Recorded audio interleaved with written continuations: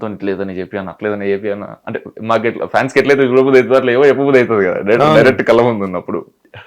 అది చెప్తుంది అన్న ఎట్లా రియాక్ట్ అవుతాడంటే నిజంగా చేస్తే వర్కౌట్ అవుతాడు వస్తుంది అంతుంటాడు అని ఒకసారి అన్నాడు గమ్మత్ మాట్లాడతావా నువ్వు నన్ను అడుగుతున్నావా అని అంటే ప్రతిదీ వింటారు ప్రతి ఒక్కరి దగ్గర ఏం చెప్పినా వింటారు ఫస్ట్ దే ఆర్ ఓపెన్ ఎవరిని తక్కువ చూడడం ఎక్కువ చూడడం అసలు ఆఫీస్లో హైరార్కీ లేదు సార్ అసలు అబ్బో సూపర్ డూపర్ వాళ్ళు ఎక్కడ గ్రౌండ్ లెవెల్ నుంచి వచ్చి ఈ రోజున ఇండియా లెవెల్లో బాలీవుడ్ షేక్ అవుతున్నది కదా ఈ నువ్వు ఇందాక చెప్పినట్టు ప్రభాస్ని కలిసేవా కలవలేదు సార్ ప్రణయ్ అన్న కూడా అన్నాడు షూటింగ్కి ఎప్పుడైనా వెళ్దాం అది అని కానీ అదే టైంలో మనకు షూటింగ్ ఉండడం ఆ జోన్ ఉండే అదే మీ హీరోని ఫ్యాన్ కలవలేనంత బిజీగా ఉన్నాడు అట్లా సార్ అదే అదే అదే ప్రొడక్షన్ హౌస్ ఉంది సార్ అదే అంటున్నా యా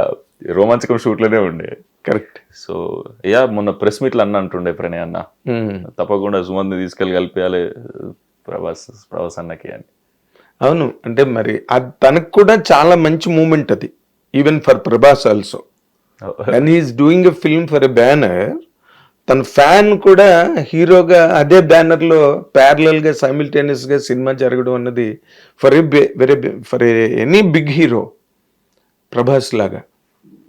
అది వాళ్ళకి చాలా గొప్ప మూమెంట్ అబ్బా ఫ్యాన్ కూడా పక్కనే సినిమా చేస్తూ ఉంటే కదా నాకైతే పెద్ద మూమెంట్ సార్